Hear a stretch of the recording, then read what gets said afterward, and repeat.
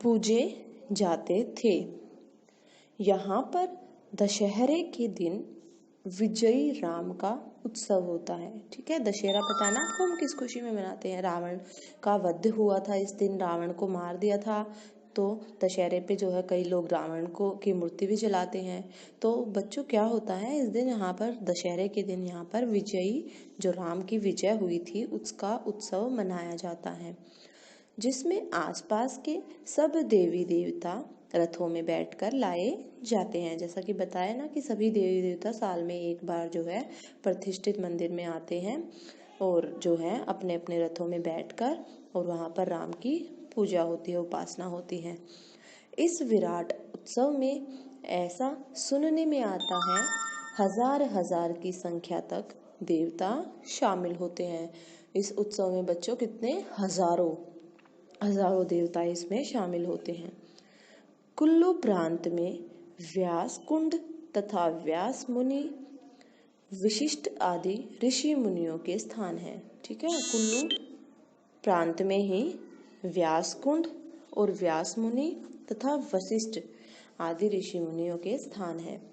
पांडवों के मंदिर है। पांडवों आपने सुना होगा, कौरव और पांडव जो महाभारत हुई थी बच्चों, उसमें जो कौरव थे और पांडव थे, तो यहाँ पर पांडवों के मंदिर है। भीम की पत्नी हिडम्बा देवी भी पूजी जाती है यहाँ पर। ठीक है, पांडवों में से एक कौन था बच्चों? भीम। भीम की पत्नी की भी यहाँ पर हिडम्बा देवी जो उसका नाम था, उसकी भी यहाँ पर पूजा की जाती है। और सबसे बढ़कर महत्वपूर्ण बात यह है कि वहाँ पर मनु ऋषि यानी मनु भगवान का भी एक मंदिर है। ठीक है, यहाँ पर किसका मंदिर है बच्चों? मनु भगवान का भी यहाँ पर एक मंदिर है। शायद भारत में यह एकमात्र स्थान है जहाँ मानवता का यह स्वयंभू आदिम, स्वयंभू क्या होता है बच्चों? स्वयंभू होता है स्वयं उत्पन्न हुआ। ठीक है, स्वयंभू मतलब स्वयं अपने द्वारा उत्पन्न किया हुआ, स्वयंभू आदिम परिवर्तक मंदिर में प्रतिष्ठित होकर पूजा जाता है। ठीक है, मतलब यहाँ पर मनुष्यों की भी अपने आप को वो इतना सम्मान दिलवा लेते हैं कि उनकी पूजा की जाने लग जाती है। दशहरे के अवसर पर यहाँ बड़ा भारी मेला भी लगता है।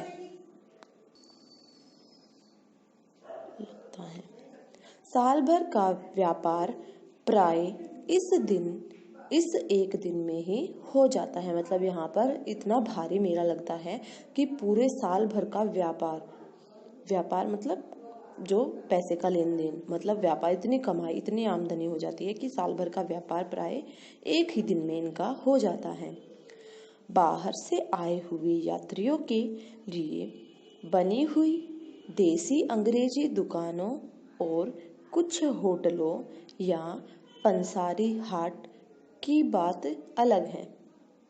इसीलिए यहाँ पर ग्राहक और विक्रेता दोनों ही बड़ी उमंगे लेकर आते हैं। ठीक है, ग्राहक भी और विक्रेता भी, मतलब बेचने वाला भी और खरीदने वाला भी। ग्राहक मतलब बच्चों जो सामान खरीदता है, और विक्रेता मतलब जो बेचता है।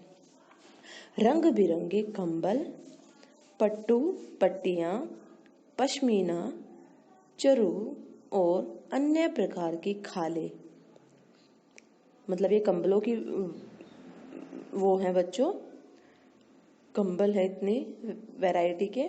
पट्टू पट्टियाँ, पश्मीना, ये सारे कंबल के प्रकार हैं। चरु और अन्य जो है प्रकार की खाले भी, रीछ की खाल, मृग की खाल यानी हिरण की खाल, बाघ की खाल, कभी कभी बर्फ के बाघ यानी स्नो लेपर्ड जिसको हम बोलते हैं, बर्फ का जो बाघ होता है उसकी, तरह तरह के जूते, मोजे, सिली सिलाई पोशाकें यानी कपड़े, टोपियाँ, बांसुरी, बर्तन, पीतल और चांदी के आभूषण, लकड़ी, हड्डी और सींग की कंघियाँ।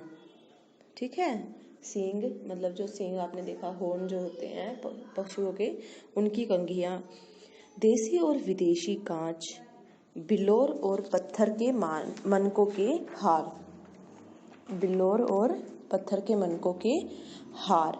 ठीक है, बिल्लोर क्या होता है बच्चों?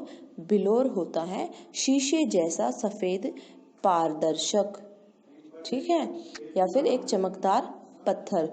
और चरु क्या होता है? जो हमने चरु ऊपर पढ़ा है, चरु का मतलब होता है गर्भवती जो भेड़ होती है जिसके पेट में बच्चा होता है, उसका पेट चीर कर निकाले गए बच्चे की खाल। ठीक है,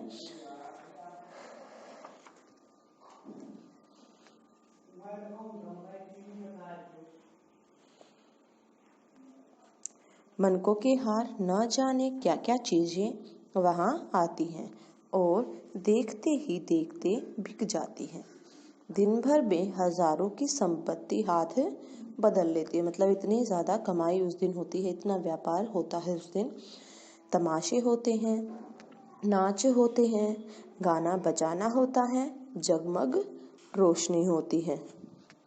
तो आज के लिए बच्चों इस पाठ को हम इतना ही रखेंगे, बाकी का आधा हम अगली कक्षा में पढ़ेंगे। तो आज के लिए इतना ही। धन्यवाद बच्चों।